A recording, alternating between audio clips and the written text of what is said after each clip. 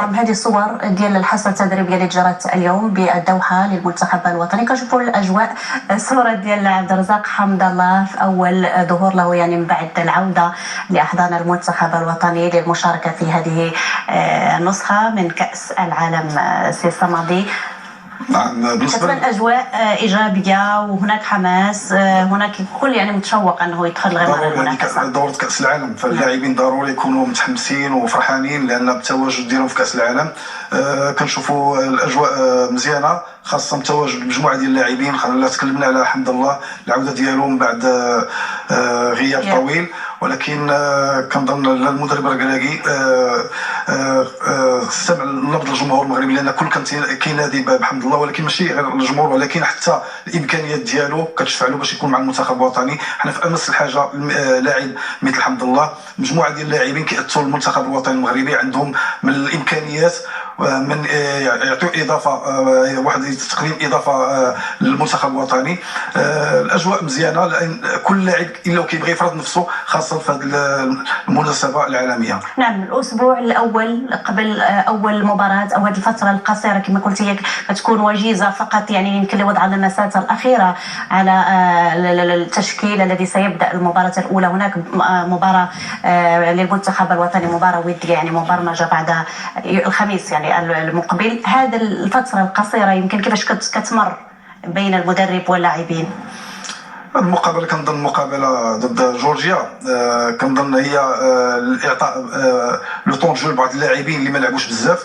ما كنظنش اللاعبين غيعطيو لو 100% لان كيخافوا من الاصابات، ولكن المهم حتى الترتيبات الاخيره واللمسات الاخيره على تنظيم الاستراتيجيه باش كيلعب.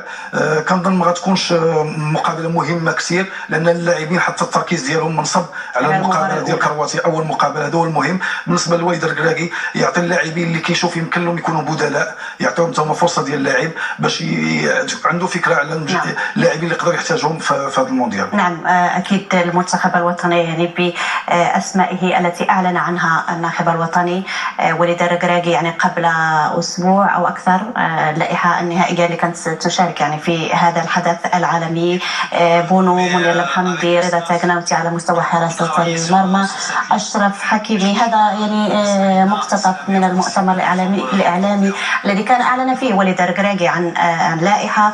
كما قلت على مستوى الدفاع اشرف حكيمي، نصير المزراوي، يحيى عطية الله، رومان سايس، اشرف داري، نايف اسود، بدر بنون، وجواد اليمير. في وسط الميدان سفيان امرابط، سليم املاح، عزيز اناحي، الياس الشاعر، يحيى جبران، عبد الحميد الصابري، وامين حارث اللي اتصاب وللاسف ربما انتهت رحلته مع المونديال يمكن قبل ان تبدا.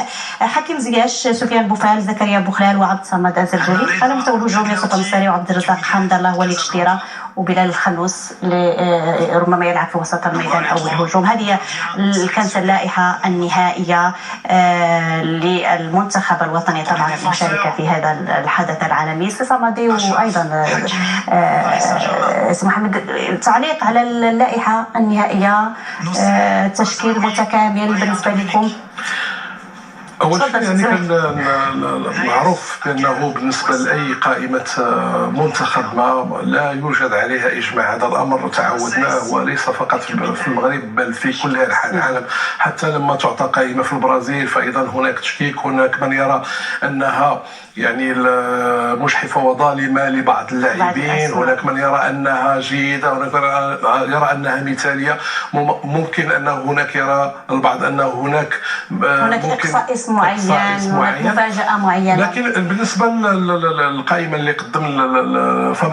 قدم وليد فما غتخرجش أيضا على بعض الانتقادات، لكن نقول أنه بنسبة 90% اللي المفروض أنهم يتواجدوا فتواجدوا. فالشيء اللي كان يعني المغرب والمغاربة عينهم عليه هو قضية وملف حمد الله. فحمد الله يعود، وإن كان ليس مفاجأة لما أعطى، لأنه قبلها يمكن ب4-5 أيام كان هناك اعتذار، كانت إشارات بالفعل. يعني بلال الخنوس يظل لاعب اللي كتعتبر التواجد ديالو مفاجاه. لماذا؟ اول شيء لانه صغير السن، ثاني شيء لانه لم يسبق له ولو لعب ولو دقيقه، لكن الجميع يتفق على انه هذا مشروع لاعب كبير ممكن ان يفيد، والاتحاد المغربي بالاضافه للمدرب اذا ركزوا على تواجده يعني كاعطاء واحد الدفعه، واحد الدعم، واحد التشجيع له فقط.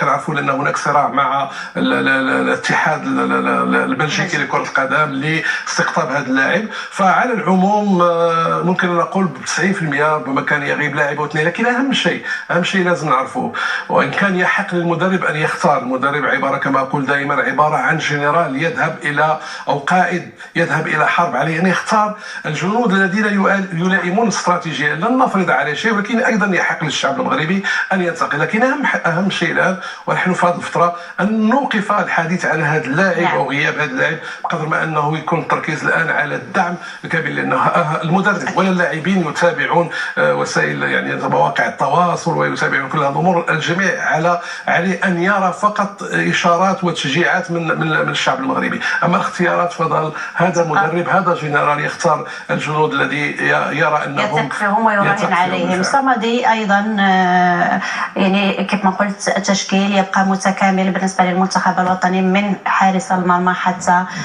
خط الهجوم. صحيح، كما قال الاخ سي محمد ان اصعب شيء هو في الاختيارات بالنسبه للمدرب اللي كيكون صعيب باش يختار مجموعه اللاعبين وارضاء جميع الخواطر. وكما دائما في اللائحه الاخيره ما كيكونش اجماع كلي على ذيك اللائحه، بعض اللاعبين كتسقط الاسم ديالهم وهذا عادي.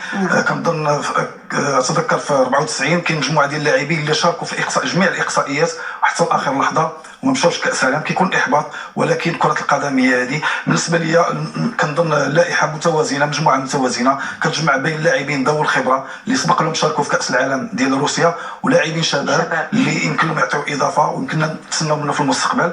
نعطيو غير مثال ديال اللاعب حكيمي في 2018 كان لاعب شاب وشارك في كاس العالم، الان اصبح حكيم من الركائز الاساسيه للمنتخب الوطني المغربي. ذات الخبره من الاسماء اللي عندها خبره مع المنتخب، اسماء ذوي الخبره وتعتبر احسن ظهير ايمن في العالم. تكلمنا على اخ النوس لاعب شاب عنده امكانيات كبيره يمكننا نستافدوا منه في المستقبل.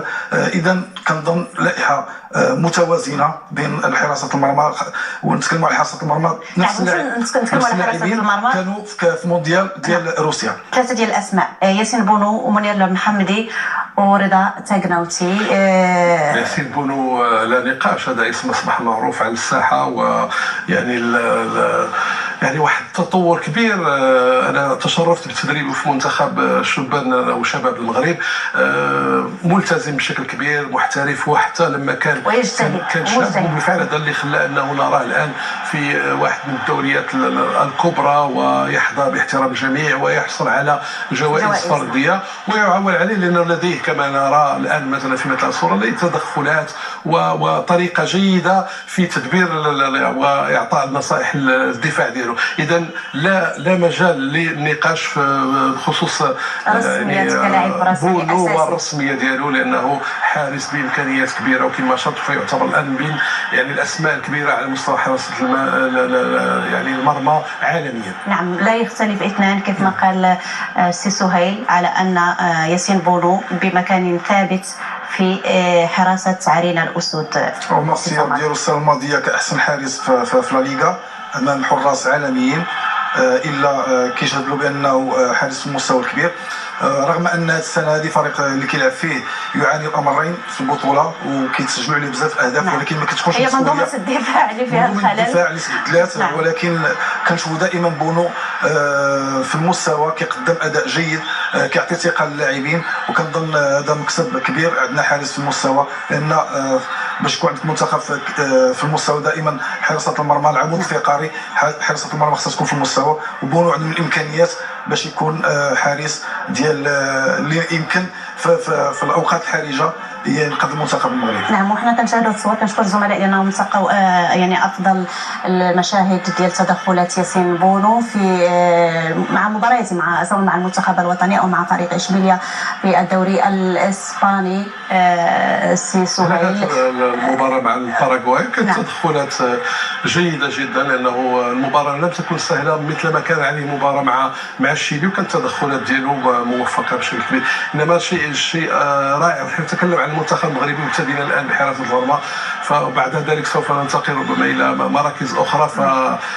فلدينا اسماء على المستوى العالمي يعني معروفه جدا، وهذا يقدر يكون في الصالح ديالنا. لذلك انه نتكلم عن المنتخب، فالمنتخبات التي تلعب ضدنا فهي ايضا تضرب حساب لهذه الاسماء اللي متواجده، واللي اكيد انها غتخلق لها مشاكل كثيره. نعم، مع بونو هناك في الاحتياطي منير المحمدي ورضا التاغناوتي في اول مشاركه له. رضا المحمدي كان في المونديال الماضي، التاغناوتي في اول ظهور له مع المنتخب الوطني في المونديال. تصور كان موجود والله، التاغناوتي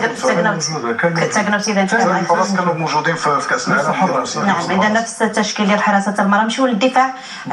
الاظهره اشرف حكيمي، نصير المزراوي، ويحيى عطيه الله. بالنسبه لباقي المدافعين رومان سايس، اشرف داري اللي تابعناه في المباراتين الوديتين الاخيرتين، نايف أقرد الذي يعود من بعد الإصابة، بدر بنون وتواجد بدر بنون وجواد الياميق.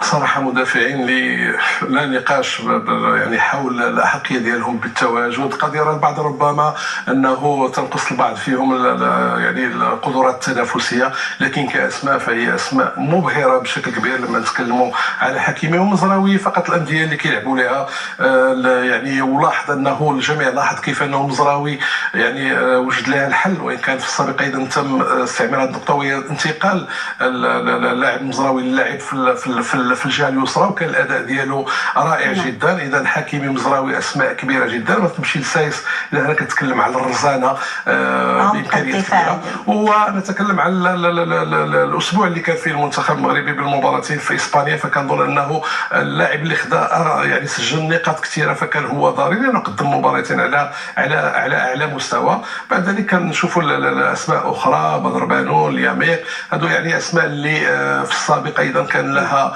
امكانيه. ولو ننتبه فايضا عناصر اللي مكمله لبعضها، هناك اللي على مستوى الانقضاض وعلى مستوى القوه موجود، لمستوى الذكاء والتغطيه، يعني الامكانيات الحمد لله مع هذه المجموعه. صخرة الدفاع. نعم، شفت رومان سايس وابحث عن المصطلح صخرة الدفاع ديال المنتخب الوطني. رومان سايس يعني حتى بالنسبه للمدرب لديه بهذه المجموعه كامله انه يعني يخلق، ليس نتكلم على رباعي الدفاع، ليس يخلق فقط رباعي واحد، بامكانه انه يخلق مجموعه كثيره من اللاعبين، لانه صحيح انه هناك ما لديه امكانيه تنافسيه اكثر. وهذا انا نعرف جميعا المدرب وليد ركراكي، فاكيد انه سوف يكون عادل وسوف يختار الانسب في وقت انه تظل الحلول ايضا موجوده مع اللاعبين الاخرين. نعم، رباعي الدفاع ايضا لا اختلاف عليه. مزراوي كيف ما قال، اشرف حكيمي، وعمق الدفاع رومان سايس كيف ما قلت صخرة الدفاع، وربما نايف أكرد أم أشرف داري. والشيء الإيجابي هو عودة نايف أكرد للمنتخب الوطني بعد غياب طويل بعد الإصابة ديالو. الحمد لله رجع الآن. عندنا دفاع متزن، عندنا لاعبين ذو خبره، من بين احسن الاظهره لحكيمي لمزراوي. كان عندنا مشكل في الظهير الايسر، ولكن مزراوي يقدر يعوض هذا النقص هذا. في المقابله الاخيره الوديه مزراوي لعب كظهير ايسر قبل حسن. نعرفوا الان في بايرن ميونخ مزراوي اخذ المكان ديال اللاعب بافار اللي بطل فرنسا في المباراه ديال برشلونه، صح؟ بافار ديال بايرن ميونخ. لا، في المباراه مع برشلونه. اذا خدا بافار اللي كان بطل فرنسا في 2000 بطل فرنسا. ما عندناش مشكل في الدفاع، في محور الدفاع حتى الان. الوالد ركراكي يمكن له يختار، يمكن له يلعب بالثلاثه في محور الدفاع. عندنا الياميق، بانون، ونايف اكرد وسايس. اذا ما عندناش مشكل في الدفاع. يمكن تغيب بعض المرات الجاهزيه. شفنا في المقابلات الاخيره داري الثنائيه ديال داري وسيس كانت في المستوى الكبير، رغم ان داري الان كتنقصوا بعض التنافسيه، ولكن كنظن في كاس العالم في هذه المقابلات ما كتبقاش الكره التنافسيه، كنشوفوا اللاعب الجاهز والوالد عنده الاختيارات كامل الاختيارات باش يوظف مدافعين اللي في المستوى. نعم، وسط الميدان بقيادة سفيان أمرابط، سليم أملاح، عز الدين أناحي، إلياس الشاعر، هذه الأسماء يعني الجبران، عبد الحميد الصابري، لاعبي وسط الميدان طبعا اللي عندهم مميزات دفاعية واللي أيضا وسط ميدان هجومي بالنسبة كلهم يعني أسماء جيدة. والإشكال الآن الذي يطرح الطريقة، وكنعرفوا أهمية لاعبي الوسط في أي تركيبة كانت، لأنه ما كنقولوا هو هذاك الشريان اللي كيحمي الدفاع ويغذي الهجوم. لذلك الاختيار لازم أنه يكون دقيق قوة جدا. أي منتخب بالفعل في قوة وسط الميدان. هنايا ربما لاحظنا أنه كان هناك يعني في المباراتين لا مع الشيلي ولا مع الباراغواي كان هناك واحد الاختلاف ما بين المباراة الأولى والمباراة الثانية. هنا كيبقى بأي طريقة غادي يتم الاختيار ديال اللاعبين ديال الوسط. وهنايا أيضا النقطة اللي شار لها أعتقد سيكون دور سفيان أمرابط كبير في المباراتين الأوليين للمنتخب الوطني أمام اندفاع يعني اللي كنعرفوا القوة الهجومية ديال المنتخب البلجيكي والمنتخب الكرواتي، وبالتالي يمكن نحتاج للاعب يكون في قمة الجاهزية. لما تكلم الأخ الصمدي على أنه أيضا تطرح إمكانية اللعب بثلاثة، لأنه لما تكلم على نايف أكراد، صور نايف أكراد وداري اللي سجل نقاط برغم الغياب التنافسي أو لاعبين آخرين، ممكن يلعب بثلاثة. هنايا اللعب بثلاثة ونحن فقط نعطي بعض الأفكار. أكيد أنها لن تغيب على وليد الركراكي واللي عليه أنه يختار الطريقة الجيدة، لأنه حتى هذيك اللعب بثلاثة هي مهمة جدا بالنسبة للاعبين اللي موجودين عندنا على الأطراف اللي هما حكيمي ومزراوي، فلأنه باش نعطيهم حرية أكثر. لكن لما كتلعب بهذا الشكل فكيف ستختار لاعبي الوسط؟ بما أنك تعطي حرية فلازم أن لاعبي الوسط يكون عندهم قوة على مستوى استرجاع الكرات وما يغادروش، يعني هي كلها عبارة عنه. لكن بالنسبة للاعبين الوسط يعني الشيء اللي لاحظوا الجميع هو هذا الاسم اللي نضاف كاسم مهم جدا، وهو اللاعب الصابري اللي اكتشفناه بالامكانيات الجيده ديالو، واللي ايضا بدا كيفرض نفسه على انه ما غيكونش ظلم وما غيكونش ايضا اختيار غير خاطئ لما انه نعطيه الرسميه، لانه ايضا لاعب أعطى اشارات يعني في المباراتين الوديتين ان له يعني قيمه واضافه بالنسبه للمنتخب الوطني. نحن ننتقل ما بين هذه الخطوط، انتقال من الدفاع يعني من حراسه المرمى للدفاع الوسط، فكنلاحظوا بانه لدينا خامات، لدينا امكانيات جيده جدا. فقط بعد ذلك غادي نشوفوا ايضا حتى على مستوى الهجوم. فالنقطه والقصه كلها الان مرتبطه بالفكر ديال وليد الركراكي اللي كنتمنوا ليه التوفيق ويركز على نقطه مهمه اللي هي العدل في الاختيارات. فبلا شك انه غادي نكونوا لا نقول مفاجاه المونديال، لانه الجميع يعرف اللاعبين الذين نتوفر عليهم، لكن ممكن نقدموا واحد يكونوا في يوم. لهذا قلت انا سفيان أمرابط كقائد وسط الميدان لازم انه يكون في يوم ويوم امام منتخبات قويه، منتخب كرواتيا في المباراه الاولى والمنتخب البلجيكي في المباراه الثانيه. خاصة المقابلة الأولى الكل كيعرف القوة ديال المنتخب الكرواتي في وسط الميدان ديالو، القيادة ديال مودريتش اللي لاعب كبير ولاعب في المستوى العالي. كنشوفوا الفلسفة ديال الوليد أو الاستراتيجية باش يلعب المقابلتين الأخيرتين. كيلعب بالشكل ديال 4-1-4-1، كيحاول يعطي واحد الكثافه عادي في وسط الميدان وما كيخليش الفريق الخصم باش ينظم العمليات ديالو. اذا ولكن عندنا من الامكانيات لاعبين في المستوى اللي كيتقنوا الدور الدفاعي وكذلك الهجومي. والان في هذه المقابلات الدوليه وخاصه في المونديال خص لاعبين اللي كيجدوا عندك الكره او عند استرجاع الكره، ملي كتضيع الكره كيفيه استرجاع الكره لا ضروري، ومن الواجب على اللاعبين يكونوا كيخدموا كثير في استرجاع الكره. يمكن عندنا من اللاعبين يقدروا يحبسوا نفسه ديك الوسط الميدان ديال كرواتيا اللي هو القلب النابض للفريق، نقطة القوة ديال منتخب كرواتيا. يمكن وليد عارف القوة ديال كرواتيا وغادي يدير استراتيجية يمكن تشل وسط الميدان هذا، لأن هو اللي كيعطي فرص كثير وحلول كثيرة للمهاجمين ديال كرواتيا. نعم، على المستوى الهجومي يعني في الأجنحة حكيم زياش، سفيان بوفال، زكريا بوخلال، وعبد الصمد الزلزولي، يوسف النصيري في الهجوم، عبد الرزاق حمد الله، وليد جديرة، وأيضا نتكلموا على بلال الخنوس. نمشيو على مستوى الأجنحة وغادي تربطها بالأظهرة.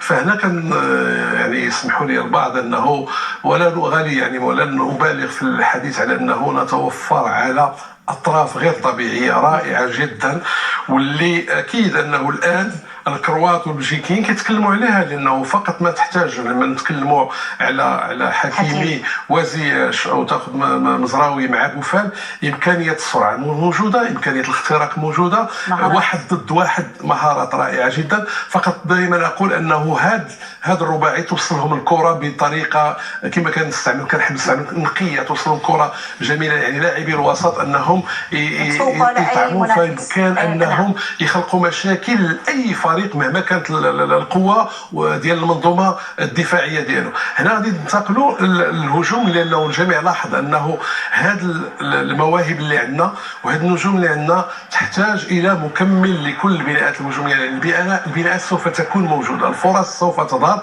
اذا خاصنا لاعب مهاجم قناص اللي يستفيد من كل هذه الفرص ويكون بالفعل المكمل ديال كل البناءات. هنا فين تطرح المشكل وبان بشكل يعني كبير في المباراتين الاخيرتين، لانه لو اخذنا الاهداف فكانت عباره عن ضربه جزاء، والهدف الثاني كان الصابري لو تتذكرين. اذا ما لقيناش لحد الان اي قلب هجوم فرض نفسه بشكل كبير. يعني نتكلموا على النصيري، ولا قبل منه ايضا كان اللاعب الكعبي، ولا ايضا مايي، يعني لاعبين اللي ما بالرغم انه النصيري راه هداف، النصيري صاحب اجمل هدف، ربما اجمل هدف مغربي تسجل في كوس العالم لما سجل مع اسبانيا، لكن ربما انه دائما العتاب النصيري او الكعبي هو عدم استفادتهم كنسبه مئويه من الفرص الكثيره كيسجلوا. راه كاين فيهم يعني الكعبي، نتكلم على الكعبي اللي كان موجود، ما نتكلمش الان على جديران لانه مازال ما خداش الفرص كثيره، ولا حمد الله العائد. لكن هذا هو اللي خلى انه لاحظنا ان هناك تغييرات واضافات في هذا الجانب، ولذلك كان هناك دائما طلب من الشعب المغربي، اصرار من مجموعه كبيره، لا نقول الشعب المغربي كله، لا نعمم، لكن نسبه كبيره كانت تطالب بعوده حمد الله حتى يعني يحقق المبتغى على مستوى الاستفاده من كل يعني. لكن هذه مجموعه من الصور ديال العمل اللي كيقوموا به الاجنحه، لا بوفال ولا حكيم زياش، القيمه ديالهم يمكن نجاح ايضا المنتخب يكون نجاح لاعبي الاظهره. صحيح، لان او الاجنحه الا بغيتي فرص كثيره ضروري خصك مع اللاعبين عندهم فرضيات كثيره. كنشوفوا الملاحظه في المنتخب الوطني ان دائما زياش كيلعب في الجهه اليمنى، هو كيلعب بالرجل اليسرى، وبوفال كذلك كيلعب في الجهه اليسرى كيلعب بالرجل اليمنى. هذه باش تعطي واحد القوه، خاصه في العمق ديال الدفاع ديال الخصم. عندنا امكانيات فرديه كثيره كنشوفوا لها حتى لاعبين اللي ابانوا عطاو مؤشرات بانهم لاعبين في المستوى، كاللاعب الزلزولي اللي عنده امكانيات فرديه. بعض المرات باش تعطى عليك المرور من العمق خص ضروري الحلول الفرديه. الحلول الفرديه عندنا لاعب بوفال اللي يمكن له واحد ضد واحد يمكن له يدير الفرق، كذلك الزلزولي، كذلك اللاعب الزلزولي نتمناو باش يرجع بافضل الحالات ديالو بعد الغياب ديالو مع الفريق في اسبانيا. هذه بعض الحلول الفرديه اللي عندنا في المنتخب الوطني كنتمناو باش نستغلوها، خاصه كيتصعصع عليك الامر المرور من العمق كما قلت في العمق ديال الدفاع الخصم. نعم، كيبقى كما قلت هي النقطه اللي ممكن تسوق بها هو هذوك المهارات الفرديه وهذيك السرعه اللي كيتميزوا بها لا حكيم زياش ولا ايضا سفيان بوفال. الأوراق رابحة على مستوى الذكاء. يعني نتكلم على أنه الزلزولي خصوصا زلزولي مثلا او ايضا بوخلال، انك ترمي بهم مثلا في النصف ساعه الاخيره. نعم. وكنعرفوا القوه ديال بدائل بقيمة الوقت اللي مثلا المنتخبات الاخرى يبدا من خلال المجهود البدني اللي قدموه، من خلال انه الاظهره ديالنا والاجنحه ديالنا تعباتهم بهذاك الشغل كثير. فممكن ايضا لاعب مثل زلزولي، لاعب مثل بوخلال، انهم يدخلوا ويلقاو نقولوا التعب نال من بعض اللاعبين ديال المنتخبات. اذا نتكلم ونؤكد ونكررها مره ثانيه انه لدينا طاقات، لدينا لاعبين نجوم مهمين ممكن انه نعملوا بهم، يعني الناخب الوطني ديالنا يعمل بهم اشياء يعني رائعه في هذا المونديال. نعم، كما قلتي البدائل اللي كتكون بقيمه الاساسيه. نعم تفضل. الاشاره اللي كاين عندنا لاعب قلب هجوم اللي هو سديره، اللي عطى مؤشرات بانه لاعب في المستوى كيقوم بعمل كبير مع الفريق ديالو في سيري بي في ايطاليا، ومجموعه ديال الاعين كتتابعوا الان.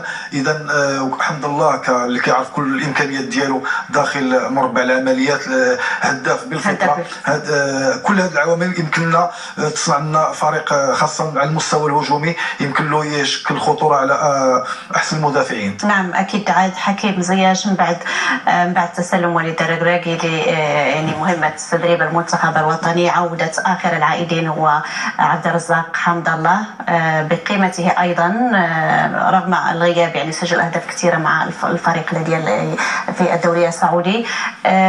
قيمته اليوم مع المنتخب الوطني يمكن الى اي حد كنتظروا منه؟ شيء نتكلم ايضا عن العائدين. العائدين لما اشرتي لزياش ايضا مزراوي الان حمد الله، فاقول انه ولا يعني مجبر على العوده الى الماضي القريب جدا مع وحيد هاليلوزيج.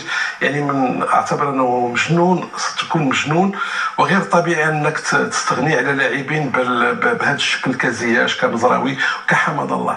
حمد الله انا كنت دائما من المدافعين على هذا اللاعب، خصوصا انه تابعت وكنت يعني مباريات كثيره ديال المنتخب الاولمبي، كنت وقتها محلل، وقتها كان صغير في السن وكان ساهم وكان هو الهداف ديال المنتخب وقت وايام الراحل بين فيربيك، لكن للاسف لم يرافق المنتخب الاولمبيه. وبدا من هنا بدات المأساة ديال هذا اللاعب، مأساة فقط على مستوى الملف ديالو مع المنتخب، لكن على الصعيد الفرق فهو نجح في حيثما مر. حتى هو استوعب الدرس يعني في نهايه المطاف. تمشي للنرويج او الصين او الامارات او قطر او السعوديه، فحيثما مر الا وكان ماكينه ديال الاهداف، ولذلك ظل الجميع ينادي بهذا الاسم. لكن ايضا نعاتب عليه انه ايضا دخل في وارتكب بعض الاخطاء اللي اعترف بها هو في الفتره الاخيره. الان كما يقال عفى الله عما سلف، لديه امكانيات للاسف لا نستفيد منه لمده سنين طويله، لانه مع ذلك الان يصل، لا اقول في سن متاخر ولكن تقريبا،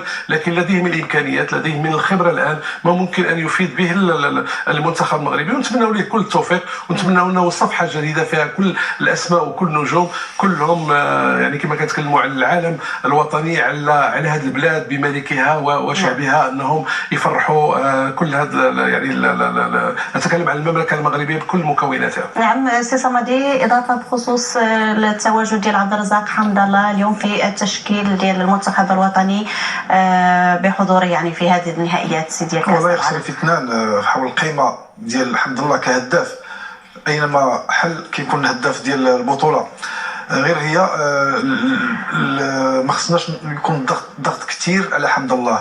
الكل كان تيامن بالقيمه ديال حمد الله، وكل كان باغي يرجع للمنتخب الوطني، ولكن حمد الله كان عندهم الامكانيات كثيره اللي يضيفها للمنتخب الوطني المغربي. ما نتمناش يكون ضغط كبير عليه، هو فرد من المجموعه. الكل خصو يمثل المنتخب المغربي، الا كان واجد التشكيله فمرحبا، الا كان في الاحتياط فمرحبا. نتمناو فوقاش اللي دخل يقضي الغرض. كما كنتكلموا عندنا الان 3 ديال المهاجمين في المستوى كبير، عندنا الكعب حمد الله صغيره، وكذلك نصيري اللي قدم مونديال اخر في المستوى، حتى هو خصنا نشجعوه ونكونوا ايجابيين لواحد الحد كبير باش يحسوا بديك اللاعبين ترجع لهم ديك الثقه ويكونوا في المستوى. ايضا نصيري ومكانته ايضا لو تابعي الضغط انتقل يعني في لحظه في الغياب ديالو كان الضغط على الاتحاد المغربي وعلى المدربين، لانه قامه يعني وامكانيات، لكن القرار يعتبر يعني لو ننتبه له فهو قرار في محله، لانك تغادر